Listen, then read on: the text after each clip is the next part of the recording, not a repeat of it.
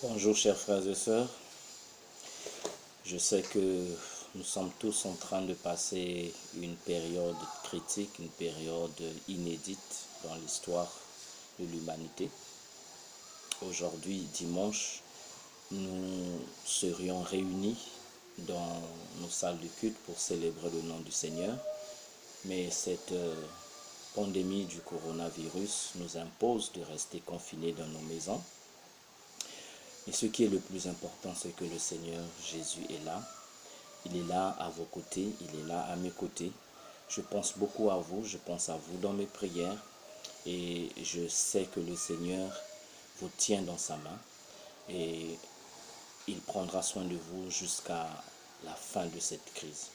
Ce matin, j'ai un message à vous communiquer de la part du Seigneur pour vous encourager.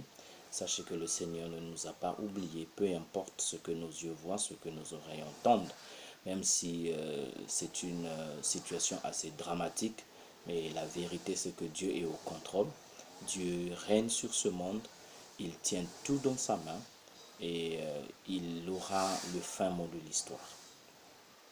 Seigneur, je te prie pour mes frères et sœurs qui vont écouter ce message. Je te demande de les fortifier.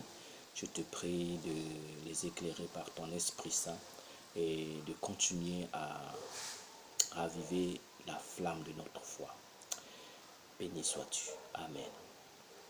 Le texte que je voudrais partager avec vous ce matin, c'est l'Évangile selon Jean, le chapitre 16, le verset 33. Ce passage dit ceci: je vous ai dit ces choses afin que vous ayez la paix en moi. Vous aurez des tribulations dans le monde, mais prenez courage, j'ai vaincu le monde. Je vous ai dit ces choses afin que vous ayez la paix en moi. Vous aurez des tribulations dans le monde, mais prenez courage, j'ai vaincu le monde. Le Seigneur Jésus s'adresse à ses disciples. Il vient de leur faire savoir que bientôt, il devra les quitter.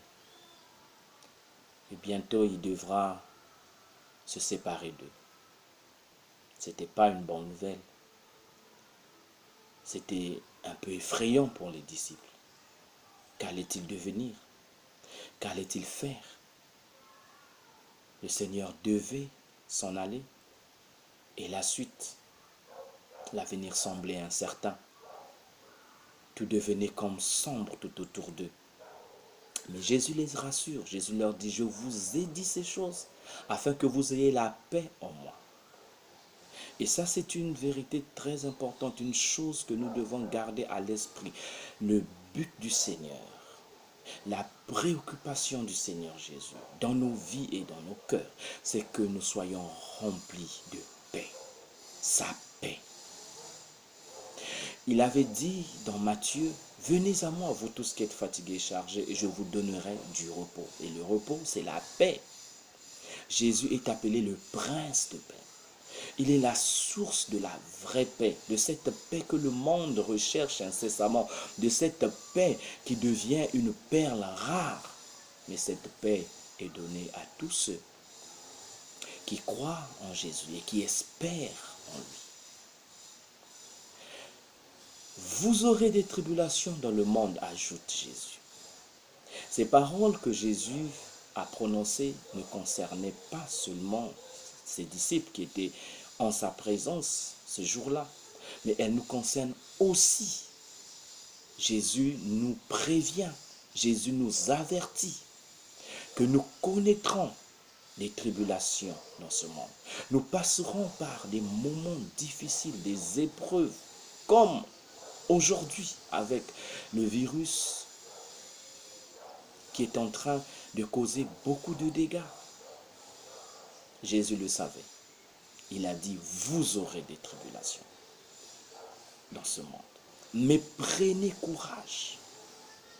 Voilà le mot fort du Seigneur. Chers frères et sœurs, prenez courage. Ce que nous voyons n'est pas la fin. Ce que nous voyons n'est pas l'aboutissement.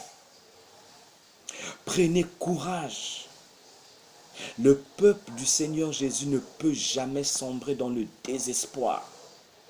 Peu importe ce que nous voyons, peu importe ce que nous entendons, Dieu est au contrôle de tout. Il a ce monde dans sa main. Prenez courage. Ne vous laissez pas abattre par les inquiétudes, par les soucis, par le désespoir. Non, prenez courage. Soyez forts. Relevez-vous. Parce que votre Seigneur, votre Maître, c'est lui qui nous le dit, c'est lui qui te le dit, toi qui m'entends. Sois courageux, prends courage, relève-toi. Ne sois pas abattu. Les tribulations sont là, mais prends courage. Pourquoi tu dois prendre courage? La seule raison, c'est que Jésus a vaincu le monde. Le Seigneur Jésus est le grand vainqueur. Il a vaincu le monde. Il a vaincu Satan. Il a vaincu le péché. Et sa victoire est une victoire éternelle. Sa victoire est une victoire infinie. Et cette victoire, elle est pour nous. Elle est pour toi. Elle est pour moi. Elle est pour tous ceux qui, répandus dans ce monde, croient en Jésus. Jésus a déjà vaincu le monde et tout ce qui nous effraie dans ce monde. Le Covid-19 a déjà été vaincu par Jésus. Prends courage. Jésus est le vainqueur. Et si tu te confies en lui, si tu espères en lui, cette victoire que Jésus a remportée à la croix sera tienne. Tu l'expérimenteras. N'aie aucune crainte, n'aie aucune peur. Jésus nous a déjà prévenus.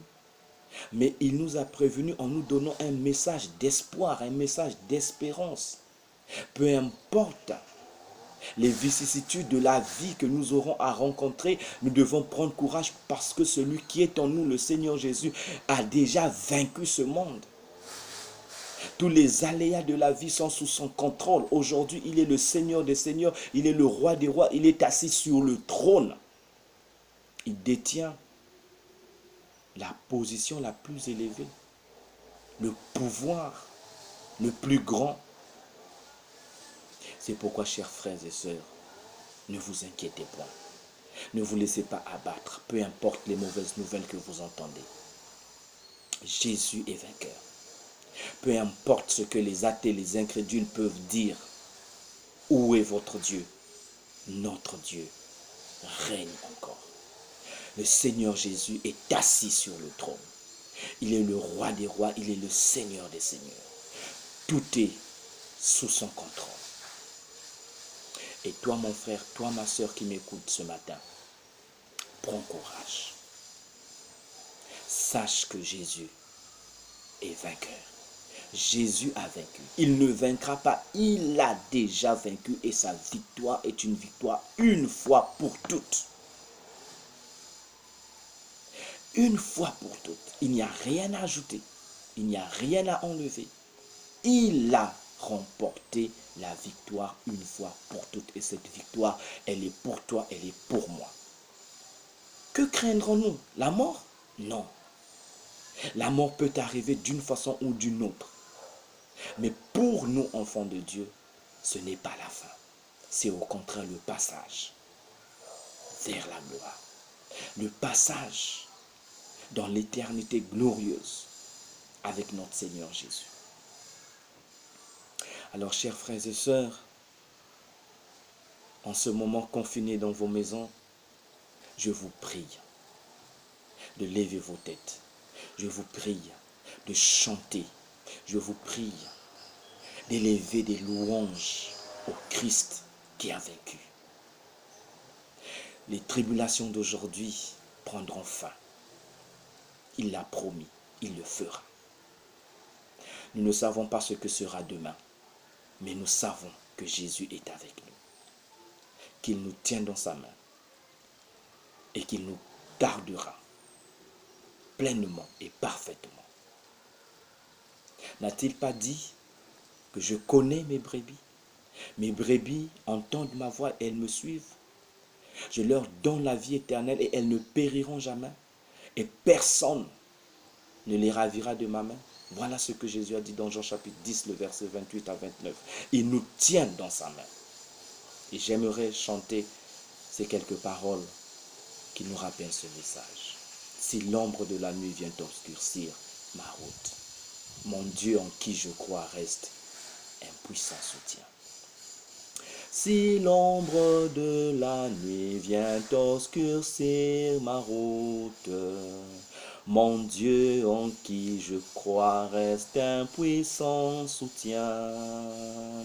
Et si l'orage en moi réveille quelques doutes, il me garde dans sa main, je ne crains rien, c'est dans sa main que Dieu me tient.